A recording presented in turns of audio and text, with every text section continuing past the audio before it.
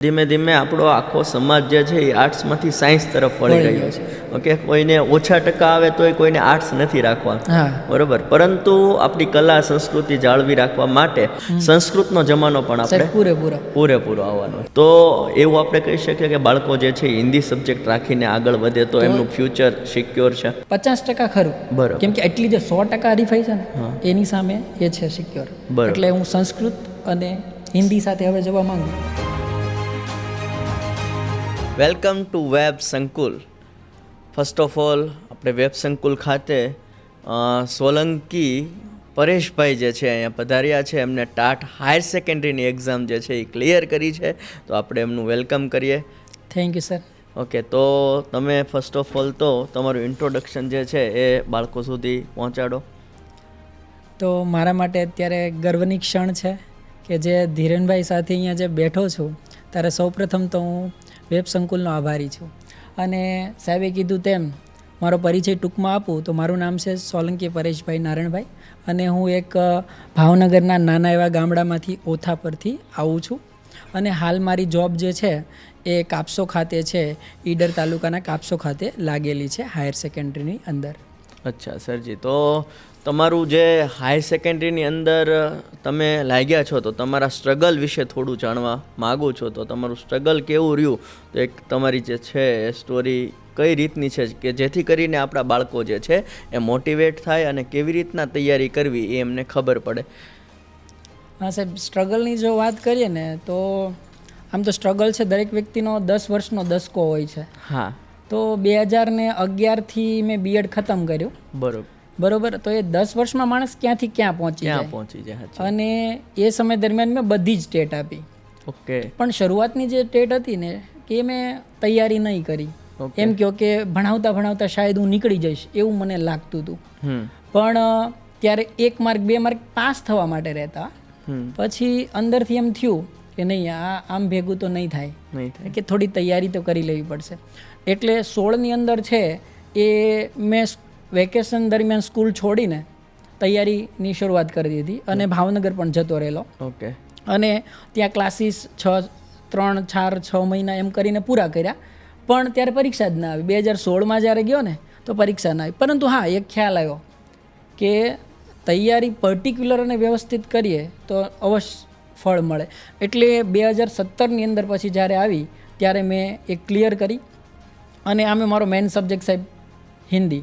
હા. અને હિન્દી ભાષા જે રહી છે તમે જાણો જ છો કે કેટલી બધું હરીફાઈ અને પ્લસ એમાં જગ્યાઓ જ આવતી નહોતી. બરાબર. તો આ જે સ્ટ્રગલ દરમિયાન આ જે 10 વર્ષ હતા ને સાહેબ, મેં કીધું એમ કોઈ પણ ક્યાંય પણ પહોંચી જાય. એ 10 વર્ષમાં વચ્ચે મને એમ થઈ ગયું કે હું થોડા માર્ક માટે રહી જાઉં છું, આજે હું આના માટે બન્યો નથી, મૂકી દઉં. એટલે 2020માં કોવિડ પછી તો 19 પછી મેં છોડી દીધું. બરોબર. અને પ્રાઇવેટ સ્કૂલે તમે જાણો છો બધું થયું હતું. બરોબર. એ કોઈ કહેવાની જરૂરિયાત છે નથી. પણ એ સમય દરમિયાન સાહેબ એવું બન્યું કે નથી કરવું, છોડી દઉં. હા, કારણ કે એક ઉંમર વધતી જતી હોય છે, ઘરની જવાબદારી વધી ગઈ અને મેરેજ પણ થઈ ગયા, એટલે જવાબદારી પણ પછી એટલે 20માં છોડી દેવાનો વિચાર કરી લીધો. અને જેવું કોવિડ પત્યું સાહેબ મેં સીટેટ પાસ કરેલી. પછી એટલે મેં ઓનલાઈન મારી અરજી નાખી દીધેલી. નસીબ જો કે મેં જે દિવસે ના પાડીને એ દિવસે જ મારે ઇન્ટરવ્યૂ માટે જે મેં કન્ડક્ટ કરેલું ઓનલાઈન, એનો ફોન આવ્યો કે ભાઈ તમારે 1 તારીખથી જોઈન કરવાનું છે. એટલે કુદરતે જાણે એમ માંડ્યું હશે કે તમે શિક્ષણમાંથી ક્યાંથી જાઓ. એટલે મેં સ્કૂલ છોડી દીધી. હવે મારે ખેતી જ કરવી છે. સ્ટ્રગલ બહુ થઈ ગયું એમ. કીધું ને, નસીબ અને મહેનત બંને જોયા. મારી મહેનત તો હતી પણ નસીબ જો કે નહીં હોય વ્યવસ્થિત, પણ નસીબ એમ કહે છે કે ના તું છોડીશ નહીં. અને પછી સાહેબ મને મળ્યું નવોદયની અંદર. એટલે નવોદયમાં છે હું ત્યાં તમે સીટેટ પાસ કરીને કોન્ટ્રાક્ટ બેઝ ઉપર. હા, કોન્ટ્રાક્ટ બેઝ ઉપર લાગ્યો. કઈ જગ્યાએ? નવસારી અનાવલમાં. અચ્છા, નવસારી અનાવલ. હા. અને ત્યાર પછી ગાડીએ પાટો છે એ ટ્રેક પકડ્યો કે નહીં હવે હું કંઈક કરી શકીશ એમ. એટલે પોતાના ઉપર હું આવી ગયો, આત્મવિશ્વાસ પૂરેપૂરો આવી ગયો. એટલે મેં એ જોઈન કર્યું. એ જોઈન કર્યા પછી દૂર લાગવા માંડ્યું. એટલે ફરીથી જામનગરની અંદર એક સીટ આવેલી, એક જ સીટ હતી અને 20 વ્યક્તિઓ છે એ આવેલા. અને ત્યાં ઇન્ટરવ્યૂ કન્ડક્ટ કર્યું. ઓલરેડી મેં નવોદયમાં હતો એટલે એનો પણ બેનિફિટ મને મળ્યો અને ત્યાંથી એક સીટ એરફોર્સ 1ની અંદર હતી એટલે ત્યાંથી કોન્ટ્રાક્ટ ઉપર ત્યાં જતો રહ્યો. એરફોર્સમાં? હા, જામનગર. બરોબર. એટલે એ ત્યાં ગયો સાહેબ, એટલે કામ એટલું બધું રહેતું કે બીએડ ફરીવાર ચાલુ કર્યું હોય ને એમ ફરીવાર તમે પાઠ આયોજન તૈયાર કરો, ફરીવાર અહીંયા જે આપણે રીતના લઈએ એ રીતના ભણાવવાનું નહીં, દર મહિનાના પાઠ આયોજન તૈયાર કરી દેવાના. બરોબર. એટલે આ બધી મહેનત કરતો હતો ને તો મને ચાલુ અંદરથી થઈ આવ્યું કે હું આમાં એટલી બધી મહેનત કરું એની જગ્યાએ જો મારા માટે પરમિનન્ટ મહેનત કરું તો આ કોન્ટ્રાક્ટમાં કેટલું ભટકીશ. બરોબર. અને પછી એ છોડીને હું તૈયારી માટે લાગી ગયો અને 2023ની આજુબાજુની જે 22-23ની જે આવીને ભરતી ત્યારે હું 93 પોઈન્ટે છે એ 6 થી 8માં રહી ગયા. અને પછી એમ થયું કે હારું હવે પોઈન્ટે ઘટે છે ને એ ના ઘટવા જોઈએ, મહેનત કરી લો. અને ખાસ કરીને જો વાત કરું ને તો આમ તો વેબ સંકુલ આરે હું જીપીએસસી ઓનલાઈન છે ને સાહેબ ત્યારથી વિકાસ સરને તો હું ત્યારથી ઓળખતો. અને એક ઈચ્છા એવી પણ હતી કે જો આ ન થાય ને તો સાહેબના વિડીયો છે એ જોઈને તૈયાર કરીને ત્યાં બાજુના એક ગામની અંદર છે એ સ્પર્ધાત્મક પરીક્ષાના ક્લાસ શરૂ થતા હતા. તો એક ક્લાસના એ લોકો છે એ 200-300 રૂપિયા આપતા. તો મને ત્યારે એમ થઈ ગયું કે આ તૈયાર કરું, એમાંથી જોઉં, તૈયારી કરતો અને ત્યાં જાઉં. તો એ માટે તૈયારી કર્યું, મારા માટે પણ તૈયારી કરી. એટલે ત્યારથી હું વિકાસ સરને, અક્રમ સરને તો એ સમયથી જ વેબ સંકુલમાં ઓળખ. વેબ સંકુલ બન્યું એ પહેલાં જીપીએસસી શાયદ ઓનલાઈન હતું. હા, એમ હતું. અને પછી તૈયારી ઓનલાઈનની ચાલુ રાખી, ઓફલાઈન ચાલુ રાખી.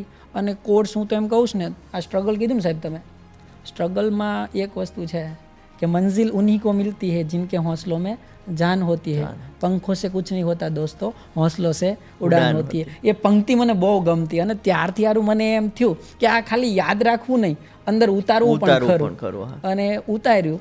અને પછી 1.5 વર્ષનું જેવું સ્ટ્રગલ ચાલ્યું, બધું સ્કૂલ બૂલ છોડી દીધી, તૈયારી ચાલુ રાખી.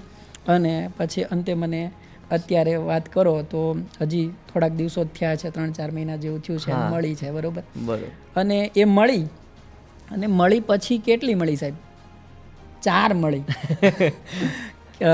આશ્રમ શાળાની અંદર પણ 1.5 વર્ષ જેવું પૂરું કરીને આવ્યો. પછી પાછો એ ખતમ થયું એટલે આમાં મળી. 11-12 પૂરું થયું એટલે 9-10માં પણ મળી. અને ઓલરેડી અત્યારે તમે જાણો છો કે 6 થી 8 તમને મળી જાય એવું છે. હા, બરોબર. તો એ મળી જ તે અને લીધી નથી. એટલે અંદરથી એમ થયું કે ભાઈ મારી જે સ્ટ્રગલ હતું, મને જે નડતા હતા, મારે કોઈને હવે મારે નડવા જવું નથી. એટલે પછી એ માંડી વાળ્યું. અને પછી છે એ કે ભાઈ આપણે એમાં નથી જવું ને આ જે આપણને મળ્યું છે એ સ્વીકારીને આગળ ચાલીએ. પણ સ્ટ્રગલની સાહેબ બહુ વાત કરો. અને સ્ટ્રગલની તમે કીધું ને, દરેક વિદ્યાર્થીઓને એક જ વાત કહેવા માંગુ છું ખાસ કરીને, જ્યારે તમે પોતાનાથી નથી હારતા ને ત્યારે તમને કોઈ રોકી શકતું નથી. જ્યારે પોતાનાથી હારી ગયા એટલે સમજી લો તમને કોઈ છે સફળ કરી શકવાનું નથી. એટલે પોતાના આપબળ સાહેબ ખૂબ જ મહત્વનું છે. બરોબર. અને તમે અહીંયા આવ્યા પછી તો આઈ થિંક તમે લગભગ એમએડ કર્યું કે માર્ક જે છે એ ગણાઈ જાય. હા, બરોબર. પણ પછી પાછું થયું એવું કે કોલેજના કે બીએડના કે એમએડના માર્ક ગણાતા બંધ થઈ ગયા, મેન્સ એક્ઝામ આવી એટલે. તો ત્યારે પણ તમને એવું થોડુંક એવું થયું હશે કે સારું બધું મારી હારે જ કેમ એવું થાય છે? હા સાહેબ, હાવ એટલે કહો ને એમ બહુ હાવ સાચી વાત કરી છે. હું ઘણી વાર એમ કહું ને, જે અડું ને સોનું નહીં કથીર થઈ જાય કે આ કરું ને તો થઈ જશે, આ કરું તો થઈ જશે. પરંતુ એવા નિયમો સરકારના બદલતા 17માં તમે જાણો છો કે પછી જે ભરતી થઈ તો 2 તબક્કાની અંદર તો એક તબક્કો પાછો આવે, એક તબક્કો પાછો ના આવે, ઊભો રહી જાય. તમે કીધું એમ તો એમએડ કર્યું તો એના માર્ક ના ગણાયા. બરોબર. પ્રિલિમ્સ ને મેન્સ આવી. બરોબર. પણ એમ થઈ ગયું કે આ પૈસા એટલા ખર્ચા છે, એટલી મહેનત કરી છે, તો પછી ચાલુ જ રાખવું છે. હવે ગણાય કે ના ગણાય, આપણે જે ગણાય સ્વીકારી લેવું છે એમ કરીને મંડી પડ્યા હતા. અને ખાસ જો મહેનત માટે જો વાત કરું તો પેલું કે તમારે કન્ટેન્ટ પાવર, તમારો મેન સબ્જેક્ટ જે છે એ છોડો નહીં. બરોબર. બાકી સ્પર્ધાત્મક પરીક્ષાનું શિક્ષક તરીકે તો બધું આવવાનું જ છે, બધું જ જનરલ બધું આવવાનું છે. પણ જો તમે તમારા કન્ટેન્ટની અંદર તૈયાર નહીં હો તો નિષ્ફળ જ છો. બરોબર. એટલે જે પ્રિલિમ્સ આવીને ત્યારે સરકારે કાંઈ એ પણ નહોતું કીધું કે કેટલા માર્કે પાસ થવાના છે. બરોબર. એ કંઈ કટ ઓફ કહ્યું નહોતું. એટલે શરૂઆતનું કટ ઓફ જે મારું હતું એ 86નું જ હતું સાહેબ. શું કામ? કારણ કે એમાં એ પણ નથી કીધું કે મેન પ્રથમ લેંગ્વેજ વાંચવાની છે, બીજી વાંચવાની છે, એવી કોઈ માહિતી હતી નહીં. એટલે અમે બધા વિષયો વાંચ્યા, એટલે એની થોડીક ખોટ ગઈ. અને પછી 11-12ની અંદર જે આવી છે, હા, તો પછી મેન્સની અંદર લડી લીધું અને એમાં સારા માર્ક આવી ગયા. અને મેન્સની અંદર તમારા અક્ષર અને જે પ્રેઝન્ટેશન છે એ કેટલું આમ જરૂરી છે બાળકો માટે?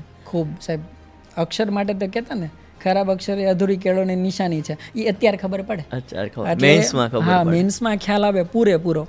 અને અક્ષરની બાબતમાં મને એ ચિંતા જ નહોતી કોલેજ કાળમાં પણ. અને જ્યારે કોઈ પણ લખાણ બાબત આવીને એટલે આપણે પાછા પડીએ અને એ હતું. એટલે મને એ કોન્ફિડન્સ એક આવી ગયો હતો, ભલે પ્રિલિમ્સ કે મેન. એકવાર પ્રિલિમ્સમાંથી નીકળી ગયા એટલે મેન્સમાં સારા અક્ષર અને તમારી મહેનત છે એટલે તમને કોઈ સાહેબ રોકી શકે નહીં. એ 100%ની વાત છે. એટલે અક્ષર પણ તમારા સારા હોવું જોઈએ. અને ખાસ હવે આપણે 5.5 કલાકનું સાહેબ પેપર, હા, પહેલું પેપર 2.5 કલાકનું, બીજું પેપર 3 કલાકનું મેન્સમાં. એટલે એ જે ટાઈમ છે લખવાનો એક ધાર, એટલે એ પાછી મહેનત જોઈ લે. એટલે પ્રિલિમ્સ પત્યા પછી થોડોક લખવાનો પણ મહારો એક સાથે રાખવો પડે છે. બરોબર. ઘણી વખત તમારી સાથે એવું પણ થયું છે કે એક્ઝામની ખૂબ મહેનત કરી હોય પણ એક્ઝામ જ ન આવી હોય, તો ધીરજ કેટલી મહત્વની છે આપણી આ જે કોમ્પિટિટિવ એક્ઝામ છે એની અંદર? સાહેબ, ધીરજની તો વાત કરો, ધીરજ પૂરેપૂરી જોઈએ છે. પૂરી એટલે અંત સુધી. હા, હવે શું, કેમ કે કારણ કે તમે 2011થી એક્ઝામો આપી રહ્યા છો અને આખરે સક્સેસ તમને 2025માં મળી, એટલે એક દશકા ઉપર 15 વર્ષ જેવો તમારો એક સમયગાળો વીતી ગયો. એટલા માટે ધીરજ જે છે, ઓકે, કારણ કે અત્યારનો જે જમાનો છે એ પ્રમાણે બાળકોને ધીરજ નથી હોતી. આમ કહેવાય ને કે સાહેબ એક્ઝામ ક્યારે આવશે, સાહેબ પરીક્ષા ક્યારે આવશે, ઓકે, પછી અમે તૈયારી ચાલુ કરીએ. એવું કેટલા બધા એક્ઝામને રિલેટેડ ક્વેશ્ચન અથવા તો કોમેન્ટ્સ આવતી હોય છે, તો એ લોકોને શું તમે કહેવા માગશો? બસ આગળ પહેલાં કીધું, પોતાના ઉપર એક વિશ્વાસ રાખો કે ભાઈ ગમે ત્યારે આવે, પરીક્ષા આવે ત્યારે તૈયારી કરવી એ જરૂરી નથી. પરીક્ષા પહેલાં તૈયારી રાખો, પરીક્ષા આવી જાય ને ત્યારે રિવિઝન કરો. હા, પરીક્ષા કારણ કે પછી આપણે મંડી પડીએ છીએ. આપણને ખબર છે કે સૌથી પહેલા મેન્સ એક્ઝામ આવી ને ત્યારે 15 દિવસની મેન્સ વચ્ચેનો ગાળો હતો, અને પછી કંઈક વચ્ચે વાવાઝોડું જેવું આવ્યું તો અઠવાડિયું વધારે મળ્યું, બરોબર. પણ પ્રિલિમ, મેન્સ અને હવે તો નોટિફિકેશન આવે પછી તે એવો સમય નથી રહેવાનો, તો અગાઉથી તૈયારી ચાલી રાખવું પડે, બરોબર ને? એક્ઝામ આવે ન આવે પણ આપણે તૈયારી એકવાર મસ્ત મજાની કરી નાખવી જોઈએ. ધીરજ પૂરેપૂરી રાખવાની. તમે એમ કહો છો સાહેબ, મારા પપ્પા પણ થાકી ગયેલા. હા, એ પણ એમ કહેતા કે હવે તારાથી નહીં થાય તો રહેવા દે, કોઈ વાંધો નહીં. ખેતી શરૂ કરી દીધી હતી? હા, ખેતી એને એમ કહી દીધું, તો ન થાય તો આપણે ક્યાં રખડીએ છીએ, બાપ દાદાઓની ખેતી છે એ કરીએ. પણ મને અંદરથી એક એમ હતું કે ભાઈ એટલું બધું ભણ્યા છે, ખર્ચો કર્યો છે. પપ્પા ભલે કહેતા, પણ કોઈ દિવસ એમ નથી કે તું છોડી દે, પણ એમ કહેતા કે ભાઈ ન થાય તો કોઈ વાંધો નહીં, ચિંતા કરમાં, છોડી દે, બરોબર. અને તમ તારે આપણાથી જે થાય એ કરીએ. અને એમ પણ કહેતા કે ભાઈ તને નહીં મળે, નાના મળી જશે. શું કામ ખબર? એને એ ઓછું ભણેલા છે તો એને એટલી ખબર હતી વિષય કયો રાખવો અને શું હોય ને એ ખબર. તારે એક હિન્દી વિષય તે પહેલેથી આવો પકડ્યો તો શું થવાનું? હવે જો એ 3-4 ચોપડી જ ભણેલા છે તોય એમ કહે છે કે એને ખ્યાલ છે. તો હાલ સાહેબ આના આધારે મને યાદ આવ્યું કે અત્યારના સમયમાં કયો સબ્જેક્ટ સાથે ચાલવું એ જરૂરી છે. અત્યારે જ્યાં જુઓ ત્યાં મેથ્સ સાયન્સ વાળાની હરીફાઈ. તમે જ્યારે 2011માં એક્ઝામ આપી ત્યારે લગભગ તમારે હિન્દી વિષય હતો, બરોબર ને? તો ત્યારે ભાષાવાળા ખૂબ વધારે હતા લગભગ, અને અત્યારે દસકો ફરી ગયો. હા, અત્યારે મેથ્સ સાયન્સમાં આ હરીફાઈ થઈ ગઈ છે. હા, અત્યારે જ્યાં જો ત્યાં સાયન્સ વાળા, ગણિત વિજ્ઞાન વાળા વધારે કેન્ડિડેટ જોવા મળે. ઓકે, તો કયા સબ્જેક્ટ સાથે કોમ્પિટિશન ઓછી છે, કયા સબ્જેક્ટ સાથે આગળ એમને વધવું જોઈએ, એ થોડુંક છોકરાઓને ગાઈડન્સ આપી દો સાહેબ. મને એ ઉપરથી એમ લાગે છે હાલ જો આ ભરતી જે થઈ એમાં આપણને ભૂગોળવાળા નથી મળ્યા, તત્વજ્ઞાન વાળા નથી મળ્યા, બરોબર. સમાજમાં હરીફાઈ છે પૂરેપૂરી, બરોબર, પરંતુ એ લોકોનું લખાણ કે પછી ભાષાકીય શુદ્ધતા એ એમને થોડુંક, એટલે એ લોકો પણ હરીફાઈમાં છે આજે. પછી ઇતિહાસ વાળા આપણને નથી મળ્યા. અને ભવિષ્ય જો કહું ને તો હવે પછી ફરીથી દહકો છે એ ભાષાનો આવવાનો છે. કેમ લાગે છે તમને સાહેબ? સાચી વાત છે, 100%. કારણ કે ધીમે ધીમે આપણો આખો સમાજ જે છે એ આર્ટ્સમાંથી સાયન્સ તરફ વળી રહ્યો છે.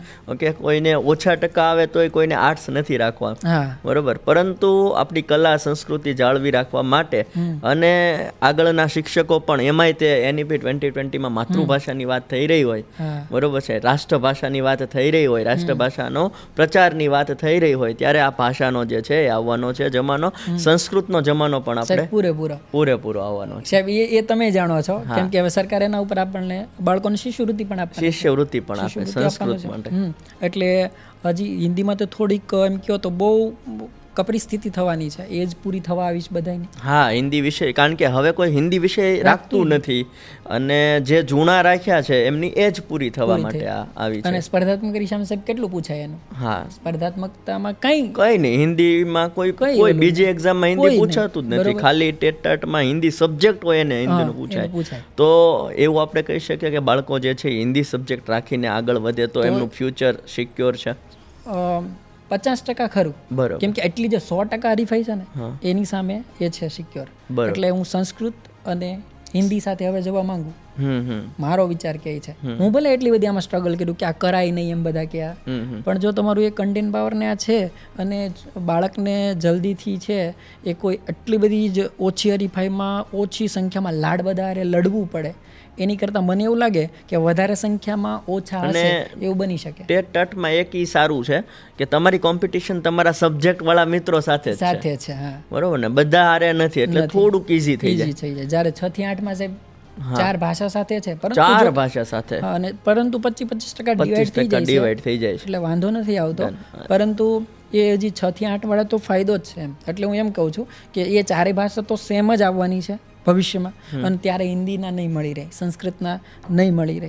એટલે હવે પછીનો જે બાળક જે લાગવાનો અથવા તો તૈયારી કરે છે, કોલું કરે છે, 10-12 પૂરું કરશે, તો પછી એ લોકો આ વિષય સાથે ચાલશે. તો શાયદ મારું માનવું છે એ તૈયાર થઈ રહેશે, ત્યાં સુધીમાં જગ્યાઓ પણ તૈયાર થઈને આવી જશે. અને સાહેબ, 2 વસ્તુઓ મેં તમારામાંથી અત્યારે જોઈ કે એક તમારા પપ્પાએ એવું કીધું કે તમારો નાનો ભાઈ જે છે એ પહેલાં લાગી જશે. ઓકે, અને બીજી વસ્તુ મને ખબર છે ત્યાં સુધી કે તમારા પપ્પાને કંઈક એવોર્ડ મળેલો છે, તો એના વિશે થોડીક વાત કરજો. અને તમારા ભાઈને ખરેખર તમારી પહેલાં એ જોબ મળી ગઈ છે, કેવી રીતની સિચ્યુએશન છે ઘરમાં, એ પણ આપણે છોકરાઓને જણાવો સાહેબ. તો અહીંયા મને તમે બહુ મોટું માધ્યમ આપ્યું છે કે મારા પપ્પા જે છે એ 3-4 ચોપડી ભણેલા છે ને, 2007ની અંદર છે તેઓ રાષ્ટ્રપતિ પુરસ્કાર મેળવેલો છે, અને એ એમને કપાસની જે હર્બલ દવા હોય ને એ બનાવેલી. અને ગુપ્તા સાહેબ અમદાવાદથી છે. આમ તો હું પ્રાઇમરીમાં હતો ને ત્યારથી આવતા, પણ મારા પપ્પા એ વખતમાં ડરતા કે આ લોકો આપણને લૂંટી લે કે પછી કંઈક લઈ જાય, એવું કરીને જતા નહીં.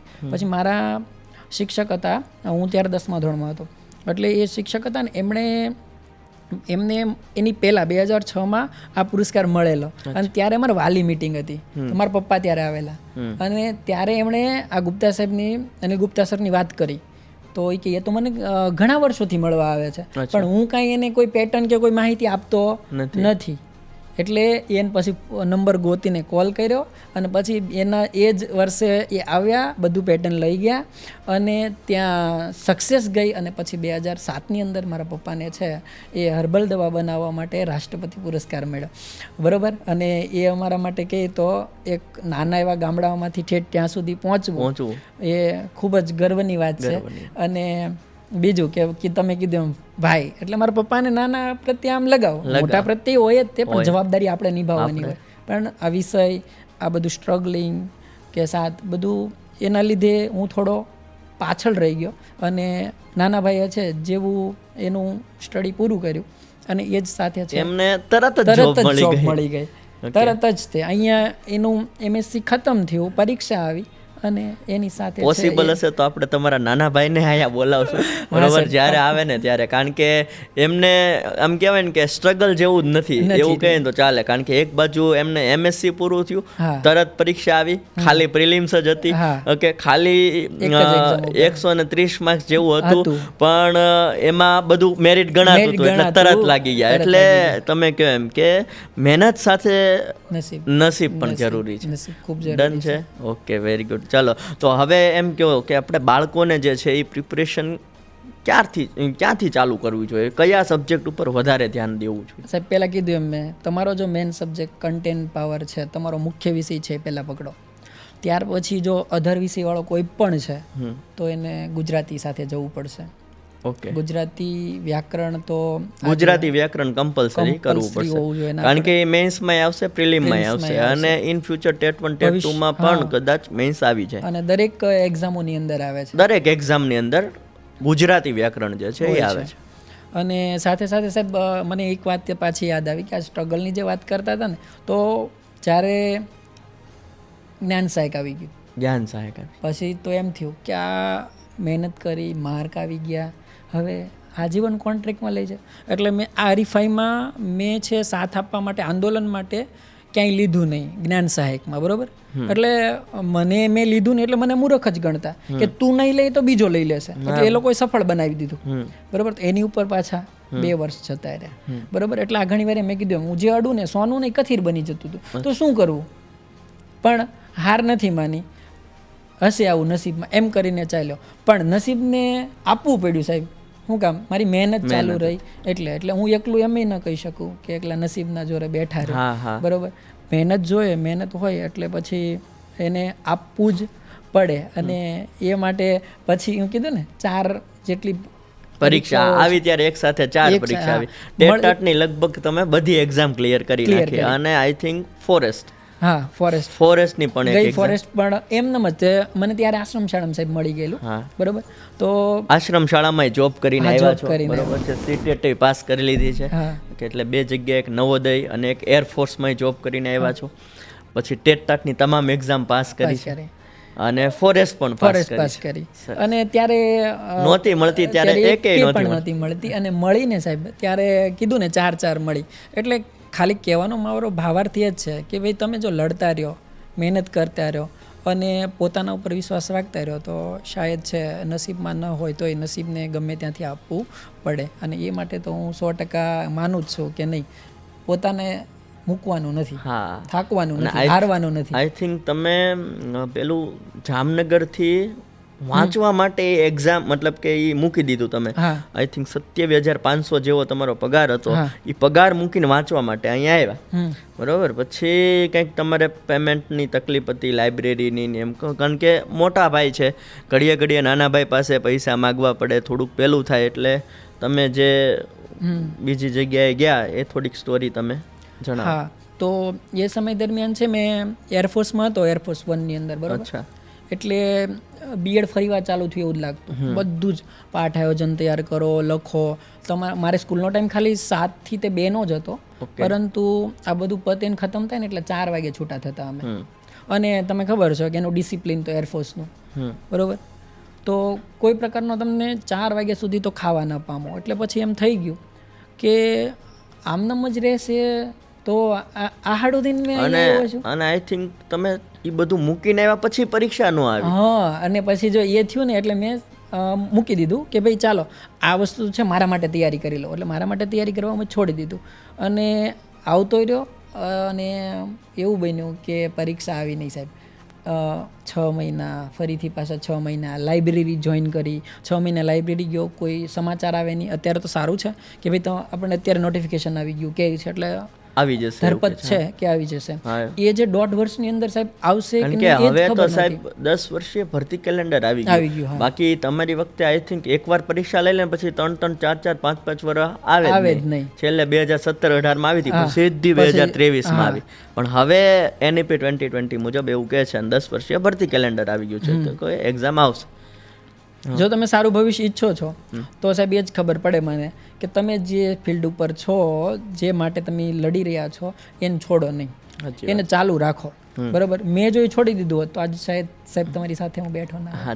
2010 થી 2011 થી 2020 માં તો છોડી દેવાનો હતો. આ થયું અને આવ્યું. બરાબર. એટલે પછી પૈસાને લઈને ત્યારે એ થયું કે ભાઈ નાના પાસે કેટલીક વાર માંગવા. બરાબર.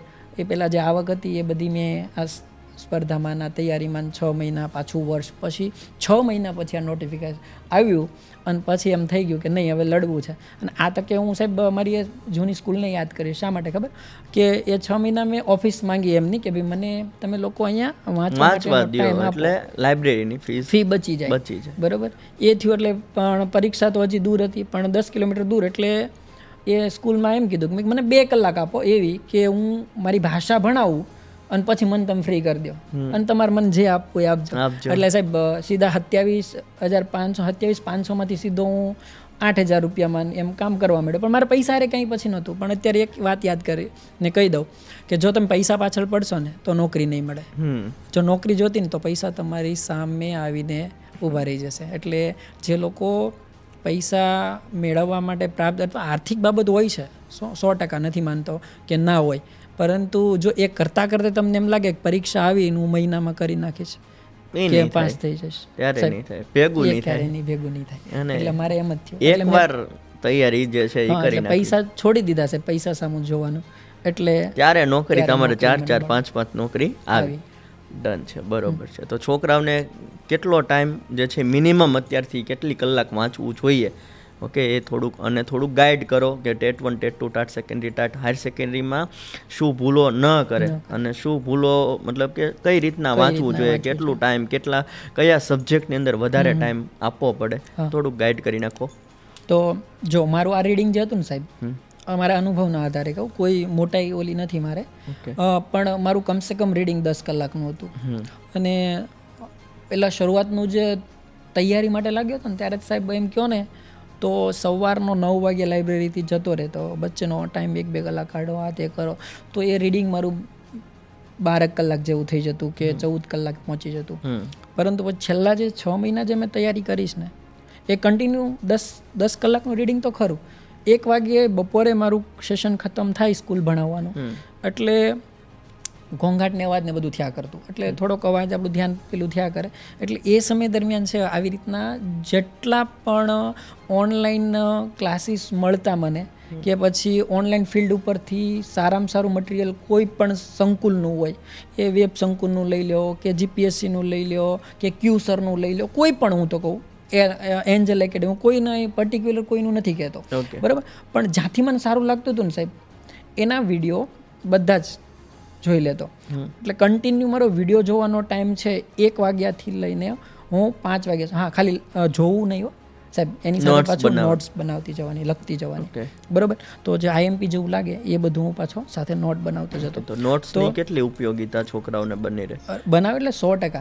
અને પછી જ્યારે પરીક્ષા આવે ને ત્યારે તમારે એ જોવાનું થતું નથી. હેન્ડ રિટન બુક એ તમે ત્યારે વાંચ્યું તો તમારું રિવિઝન થશે કે ત્યારે આવ્યું હતું. અને પરીક્ષા દરમિયાન ભલે લાડ ભેગું થાય ને ત્યારે એમ થાય કે આ હતું કે નહીં, પણ ત્યારે તમને શ્યોર જવાબ મળી જાય. એટલે આ થયું ને, એટલે સવાર 1 વાગ્યાથી લઈને કેટલા વાગ્યા સુધી, હું 5 વાગ્યા સુધી સ્કૂલ પછી ત્યાં સુધી વિડીયો જોતો. ત્યાર પછી 5 વાગ્યાથી લઈને રાતના 8:30 સુધી હું સ્કૂલમાં જ રહેતો. હું બધું બંધ કરીને આવતો અને 8:30 પછી હું ઘરે આવતો. અને ઘરે આવ્યા પછી છે એ થોડોક રેસ્ટ કરીને ફરીથી પાછો એક રાત્રિ સમય દરમિયાન હું બહુ ખૂબ ઓછું વાંચતો. દિવસ દરમિયાન મને સારો ટાઈમ મળી રહેતો, એટલે રાત્રિ દરમિયાન ઊંઘ છે એ પૂરી લેતો. એટલે હું એમ કહું છું કે જો તમે દિવસ દરમિયાન આ તેને પેલું મળી રહે છે ટાઈમ અને તમે તૈયારી જ કરો છો તો મગજને થોડો આરામ આપીને તમે ગમે ત્યાંથી ગમે એમ કરો પણ તમારી એ 10 કલાક આપો. અને આ 10 કલાક એટલે મારા માટે બહુ અઘરી હતી હો સાહેબ. આ બધાને પહેલાંના સમયમાં કેમ અપ્સરાઓ, મેનકાન, રંભા નથી અને પદ ભ્રષ્ટ કરે ઋષિને અને સ્વર્ગ ભૂલી જાય, સ્વર્ગ જે મુખ્ય ધ્યેય ભૂલી જાય અને જે જોતું નથી એ તરફ વળી જતા. તો અત્યારે પણ એ જ છે. કઈ રીતના? દાખલા તરીકે મોબાઈલ છે તો એની અંદર તમે જોવો છો એટલે બધા બધું બરોબર એ છે. તો એ હાલની એ શું છે? એ અપ્સરાઓ છે, તમારું પદ ભ્રષ્ટ કરે છે બરોબર. એટલે સોશિયલ મીડિયાથી પહેલા બધા કહે ને હા દૂર થઈ ગયો હતો, પણ એટલો બધો નહીં. હા ટાઈમ આપતો મગજને ખાલી વર્તમાન સ્થિતિને જાણવા માટે જ ખાલી પેલું હતું, બાકી એટલો બધો એમાં પડ્યો નથી. એટલે હું એમ કહું છું કે આ બધી બાબતોથી દૂર રહેવાનું. ખાસ મને આ બધા કરતાં હું એમ કહી દઉં, મને ફિલ્મોનો પહેલાં બહુ શોખ હતો સાહેબ. એટલે ત્યારે હું એમ વિચાર્યું પછી તને મારા મનને મનાવું કે ભાઈ તને 3 કલાક પિક્ચર જોવું, 2 કલાક પિક્ચર જોવું એમાં કંટાળો ન આવતો. તો વાંચવામાં કેમ આવે?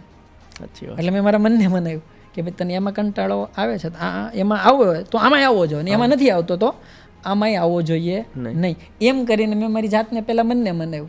બરાબર કે જો તને એ મજા આવે છે તો આય મને મજા આવવી જોઈએ. એટલે રૂટીન થઈ ગયું. પછી ઓલા કેમ 1-2 કલાક બગડી હોય ને સાહેબ, મજાનો અંદરથી એમ થઈ જાય કે યાર આજે મારી 10 કલાકમાંથી એક તૂટી.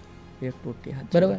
તો મારા મતે તો કન્ટિન્યુ આખા દિવસ દરમિયાનનું 10થી નીચે તમારું રીડિંગ જવું જોઈએ નહીં. બરાબર. અને આમ એક્ઝામ દરમિયાન કઈ ભૂલો થઈ હોય, શરૂઆતમાં બધી એક્ઝામ આપતા હોય ને એવું કંઈ યાદ હોય તો? હા સાહેબ, હડબડી થઈ જતી કે આ કરું કે આ જવાબ કરતો પેલો કરી નાખો. એટલે એક પેલી ઉતાવળ ખાસ કરીને OMRમાં આ સિસ્ટમમાં બહુ ઓલું થાય કે તમને આ જવાબ હશે નહીં હશે, એ શું કામ તૈયારી ફૂલ હોય નહીં, એટલે પહેલાં એ ભૂલ થઈ જાય. બીજી ભૂલ એ છે કે મોક ટેસ્ટ કદાચ નો આપી હોય પહેલાં, ડેઈલી ટેસ્ટ મોક ટેસ્ટ. હા, એ બહુ ઓછી રહેતી. એટલે એ વાત એ તમારી 100%ની છે. તમે એક્ઝામ દરમિયાન એ પહેલાં કોઈ મોક ટેસ્ટો નથી તૈયાર કરી કે નથી આપી તો એના લીધે પણ પેલું થાય. આ મારો મહાવરો હેનો થઈ ગયો સાહેબ, 2011થી લઈને તમે પરીક્ષા જ નકરી દીધી છે, એટલે હવે એ ભૂલો થોડી વહી ગયો. પણ ખબર જ છે કે આ પરીક્ષામાં નહીં સારા માર્ક આવ્યા તો તમારું ભવિષ્ય છે, અને ત્યારે મનને સ્થિર રાખવું ને. કે સાહેબ એવું છે કે અત્યારે જે નવું બીએડ કર્યું છે અથવા નવું DLED કર્યું છે, ઓકે, પહેલી વાર એક્ઝામ આપવાના છે ને, તો એ લોકોને થોડુંક એવું થાય, થોડુંક રમતમાં જાય સાહેબ. બરાબર. પણ એ 2-3 વાર ફેલ થાય ને પછી ખબર પડે સારું વાંચી લીધું હોત તો સારું હતું. બરાબર. એટલે પછી બહુ મોડું થઈ જાય. પછી કહેવાય ને કે 8-10 વર્ષ જતા રહે અને પછી એમ થાય કે ત્યારે વાંચી લીધું હોત તો સારું હતું. 100%ની વાત છે સાહેબ. બરાબર ને, કારણ કે પહેલી વાર એક્ઝામ આપે છે ને એ બધાને લગભગ મોસ્ટ ઓફ આમ નામ જતું હોય ભાઈ એમાં શું હવે ટેટ-ટાટની એક્ઝામમાં શું કાઢી નાખશું, કાંઈ નહીં કાઢી નાખશું. પણ એવું નથી હોતું સર. બરાબર ને. અને મેઇન્સ એક્ઝામ માટે ખાસ તો આપણે મેં કીધું એમ તમારું કન્ટેન્ટ, અક્ષર અને વ્યાકરણ. બરોબર. આ આટલું બહુ જરૂરી છે. અને ખાસ નિબંધ લખવાના હોય છે, નિબંધ અને સંક્ષિપ્તીકરણ પત્ર બધું છે. બરોબર. તો નિબંધની અંદર કોઈ દિવસ મેં નિબંધ આમે પણ પ્રાથમિકમાં તો ત્યારે પણ માધ્યમિકમાં, હાઈ સેકન્ડરી અને પહેલાં, એટલે મેં એક નક્કી કરી નાખેલું કે નિબંધને એન્જિન વગરનું બોર્ડું નહીં રાખવાનું, એની અંદર સેન્ટેન્સ હોવા જોઈએ.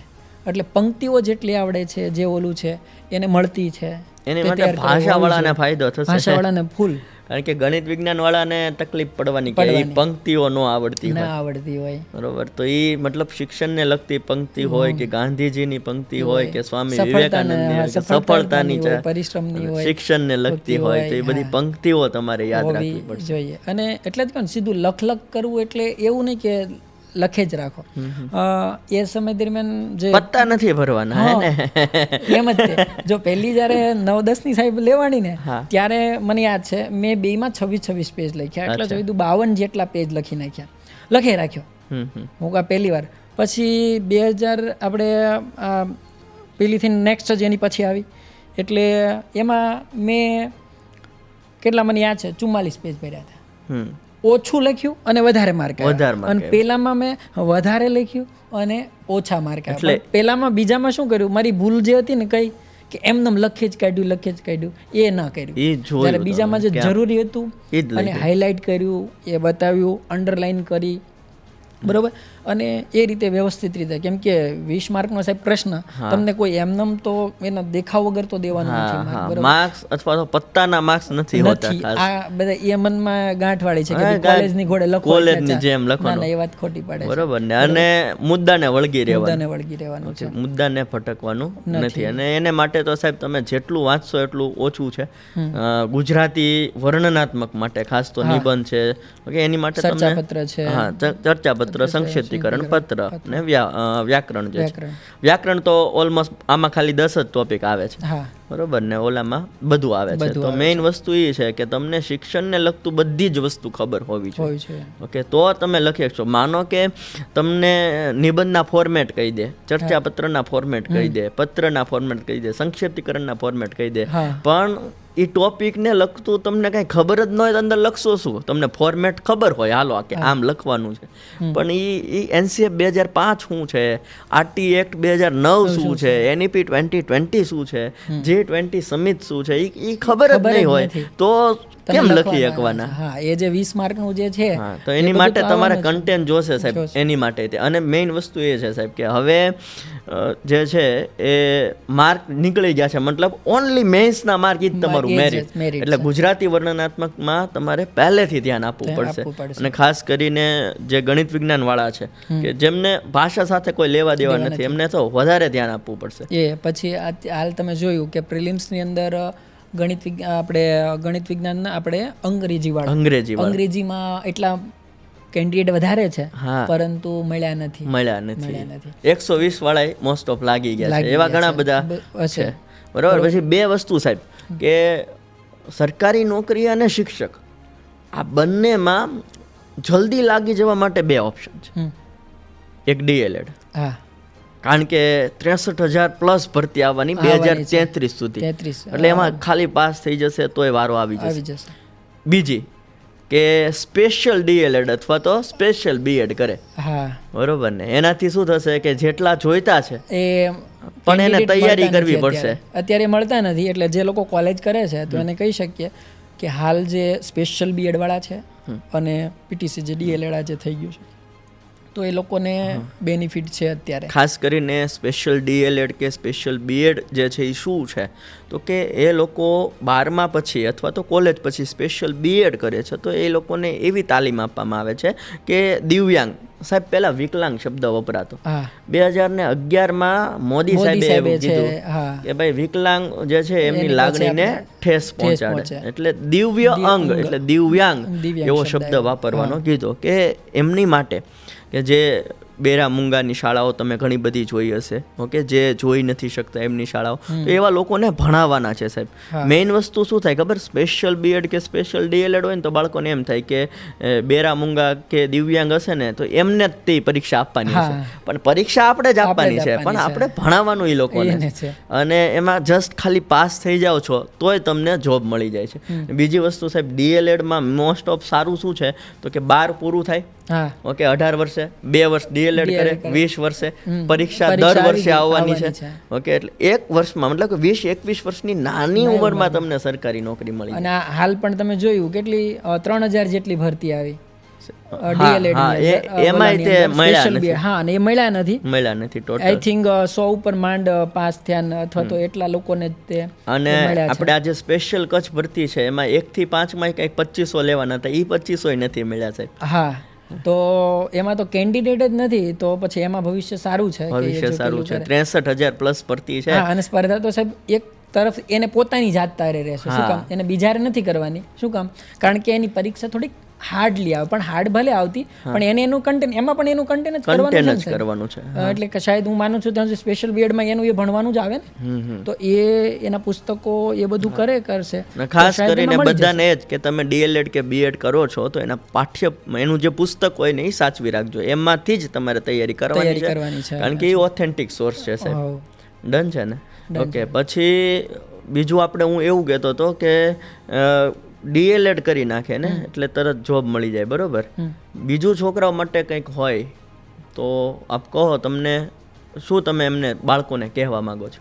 તો તૈયારી કરતા બાળકોને સાહેબ એટલું જ કહેવા માંગુ છું, અને વારે મેં કીધું એમ કે આપ સમાન બળ નહીં, પોતાના ઉપર જેટલો વિશ્વાસ અને જેટલી ધગસ, કાન છે ને એ બે બંધ રાખવા પડશે. શા માટે? સમાજનું સાંભળવા માટે. એ બંધ. તમારી સ્ટ્રગલમાં કોઈને રસ નથી, તમારી સાહેબ સફળતામાં રસ છે બધાને. એટલે સફળ થશો ને એટલે તમારું સ્ટ્રગલ બધા સાંભળશે. હવે પરેશભાઈ થઈ ગયું છે. એટલે આપણી જે ઓલી પંક્તિ છે ને કે નાણા વગરનો નાથ્યો અને નાણે નાથાલાલ, પણ એ નાથાલાલે મહેનત કરવી ને એ નાથાલાલ જાણે, બાકી તો બધા નાથ્યો કહીને જ બોલાવતા હોય, પણ એને ત્યારે દુનિયાની પછી પરવા છોડી દીધી હોય, બરાબર ને, પછી એ ત્યાં સુધી પહોંચ્યો હોય છે. એટલે સ્પર્ધાત્મકમાં પણ આવું જ થાય છે. ઘણાની એજ પૂરી થઈ ગઈ. શા માટે સાહેબ? સરકારી નોકરી મેળવવા માટે.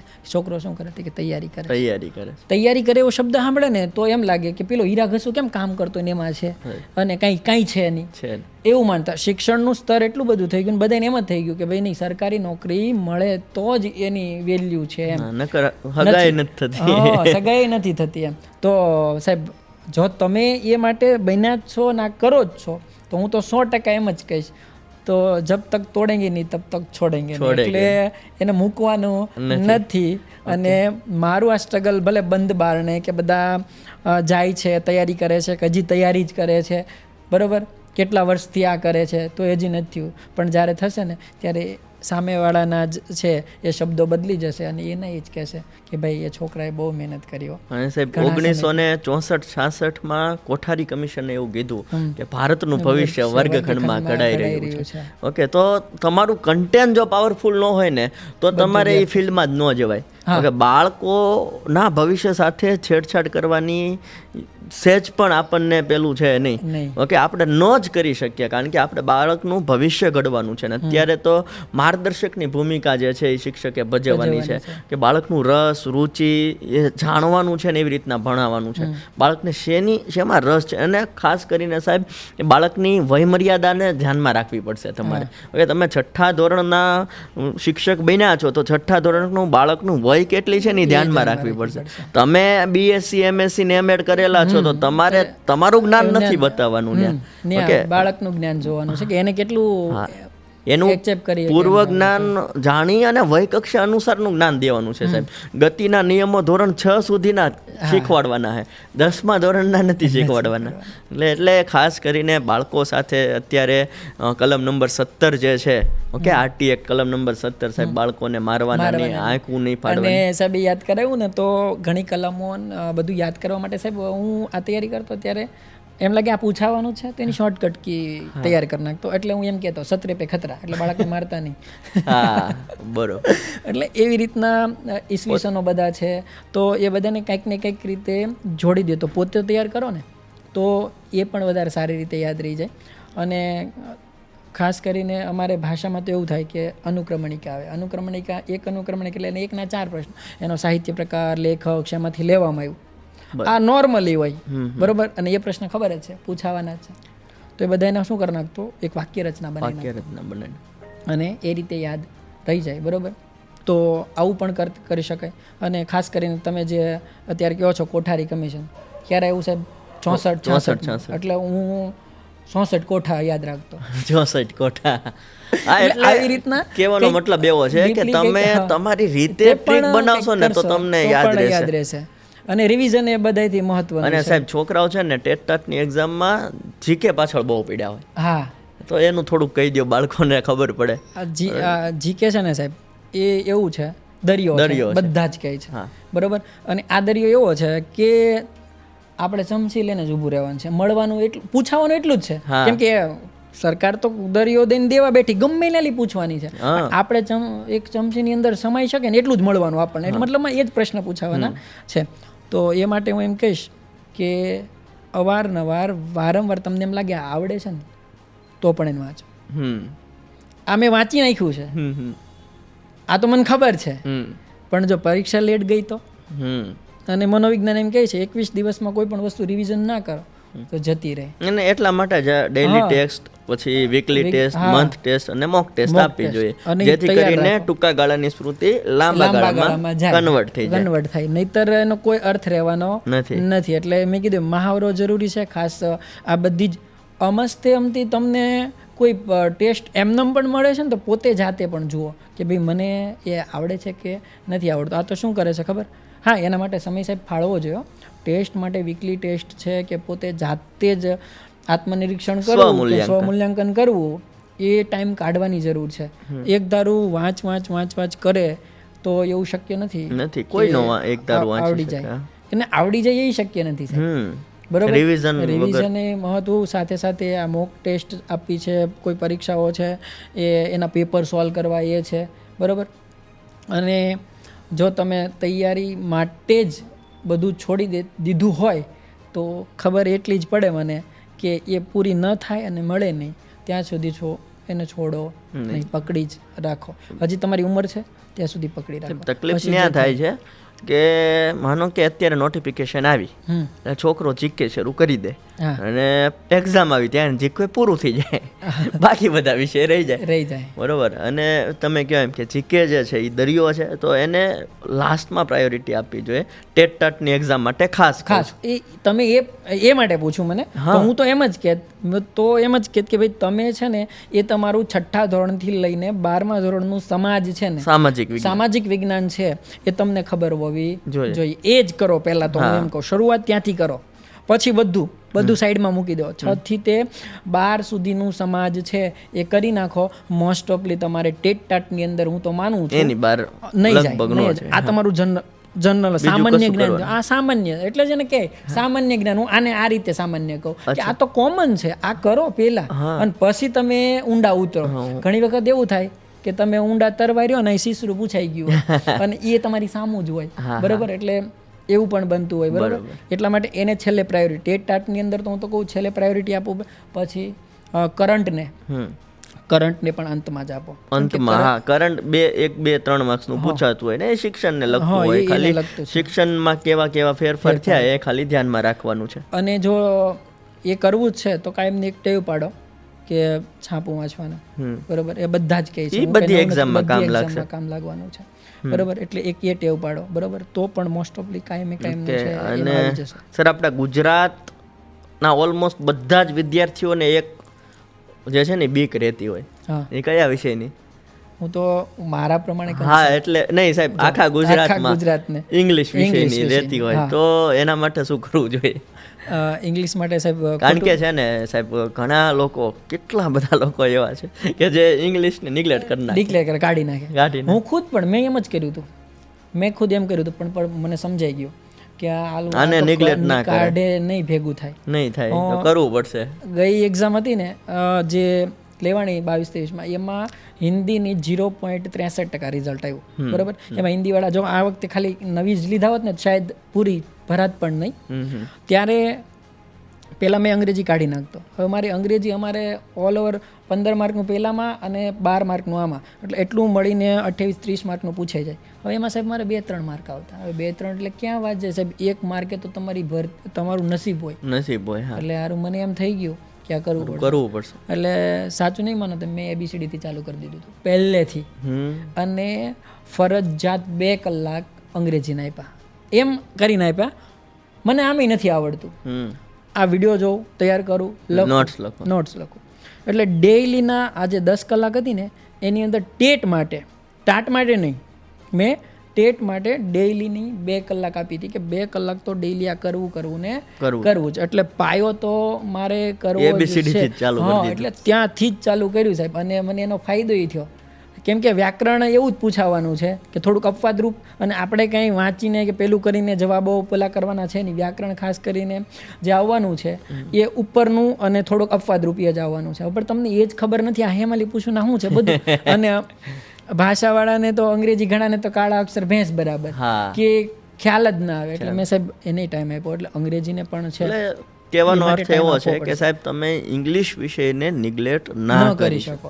બીજી વાત સાહેબ કે ટેટ 1ની એક્ઝામ જે છે એમાં ઘણા સેમ ટુ સેમ કેટલા બધા એવા છે કે જે મેથ્સને નિગ્લેક્ટ કરે, ગણિતને નિગ્લેક્ટ કરે. તો રીઝનિંગ અને મેથ્સ એ લોકોને કેટલું બધું પૂછાય સાહેબ. 25 માર્ક્સનું મેથ્સ પૂછાય અને 5 માર્કનું રીઝનિંગ પૂછાય. હવે એ મેથ્સ એ નિગ્લેક્ટ કેમ કરી શકે? ના કરી શકે. બરોબર ને. એટલે મેથ્સમાં મતલબ તમે એ વિષયને સાહેબ આ બે વિષયને ડિક્લેર કરો છો તો તમારી નોકરી છે ડિક્લેર ડિલીટ કરો, નિગ્લેક્ટ થઈ જાય છે. બરોબર ને. ઓકે સાહેબ. તો તમારે બીજો કોઈ સંદેશ વિદ્યાર્થી મિત્રોને આપવો હોય તો એક છેલ્લો સંદેશ છે એ વિદ્યાર્થી મિત્રોને આપી દો. અને તમે અમને વેબ સંકુલને ટાઈમ આપ્યો એ બદલ ખૂબ ખૂબ ધન્યવાદ. અરે સાહેબ, આમ તો મારે પણ કહેવું જોઈએ કે આવડું મોટું પ્લેટફોર્મ મને છે આજે પ્રોવાઈડ કરાવ્યું. તો સાહેબે કીધું એમ છેલ્લે જો મારે બધાને એક સંદેશો આપવો હોય તો હરિવંશરાય બચ્ચનની મને થોડીક પંક્તિઓ એની સાહેબ બહુ ગમે છે. અને એનાથી સંદેશ આપીને આપણે વાત છે થોડી પેલી કરીએ, વિરામ આપીએ. તો વાત એમ છે કે હરિવંશરાય બચ્ચન અને એનો છોકરો બધા ઓળખે કે ના ઓળખે, કોણ હશે સાહેબ? અમિતાભ બચ્ચન. બરાબર. બચ્ચન સાહેબ એ છે એને કાર્યક્રમોની અંદર ઘણી વખત છે આ પંક્તિઓ દોહરાવતા હોય છે. અને સફળતા ક્યારે મળે બરાબર. અને એના વિશેની એમણે કંઈક વાત કરી છે. અને બચ્ચન સાહેબ છે 19 પિક્ચરો સાહેબ ફ્લોપ આપેલી, આઈ થિંક મને યાદ છે ત્યાં સુધી, બરાબર. એટલે એ અને પછી એક હિટ આપી અને એને સફળતા એટલી મળીને આજે મહાનાયક છે. એના પિતા જે છે એ રેડિયોમાં હતા, તો એને જવું હતું. મારે એમ જ છે કે મારા ભાઈ નોકરીમાં હતા, મારા મોટા ભાઈ, મારા દાદાના દીકરા, તો એને જોઈને જ અમે આગળ. હું મધ્યમ વર્ગનો વિદ્યાર્થી હાવ, ઓલા કેમ છેલ્લી કે પેલી પાટલી હોય તો ધ્રુજવા મળીએ, બરાબર. પણ ધીમે ધીમે આગળ આવતા ગયા ને ભાઈને જોઈને અમે ઇન્સ્પાયર છે. એટલે કોઈ ઇન્સ્પાયર પાત્ર હોવું જોઈએ તમારે. અમારી સફળતાનો શ્રેય સાહેબ હું મારા ભાઈને આપી શકું, મારા પિતાને આપી શકું, એટલા માટે કે નહીં થાય તેમ છતાં મને એ નકારાત્મકતા ઉર્જા હતી ને હેમ આપતી હતી, હકારાત્મકમાં પરિણામ. પછી મિત્રોને પણ જે આગળ પહેલાં લાગી ગયા હતા પોલીસમાં, મારે ગમે ત્યારે જરૂર હોય સાહેબ આર્થિક બાબતમાં, એક ફોન કોલ્સ કરતા અને એ લોકો એમ ના પૂછતા કે ક્યારે આપી, શું છે, અને ખબર હતી, બરાબર. તો એ લોકોને એટલે આ સફળતાનો શ્રેય હું સંપૂર્ણપણે મારા મિત્રો, માતા પિતા અને મારા હમદર્દ ભાઈઓ બહેનોને જ આપી શકું. કારણ કે એને એટલું બધું થયું અને કોઈ નકારાત્મક બાબત એ લોકોએ મને કીધી નથી. ગમે ત્યાં મારી સાથે ઊભા રહ્યા છે. તો એક નન્હી સી ચીંટી, સર, એક નन्ही सी चींटी जब दाना लेकर दीवारों पर चढ़ती है, एक नन्ही सी चींटी दाना लेकर चढ़ती है, चढ़ती दीवारों पर 100 बार फिसलती है, चढ़कर गिरना, गिरकर चढ़ना न आखरता है, आखिर उसकी मेहनत बेकार नहीं होती, कोशिश करने वालों की कभी हार नहीं होती, कोशिश करने वालों की कभी हार नहीं होती. તો થેન્ક યુ. અને વેબ સંકુલને ફરી વાર છે એ આભાર માનું છું કે બસ હવે છોકરાઓને જ્યારે પણ ગાઈડન્સની જરૂરિયાત હશે સાહેબ, ત્યારે તમને એક થોડોક હેરાન કરશું, બરોબર ને? તો ત્યારે તમારે એક છોકરાઓને માર્ગદર્શન જે છે, ગાઈડન્સ જે છે એ છોકરાઓને આપતા રહેજો.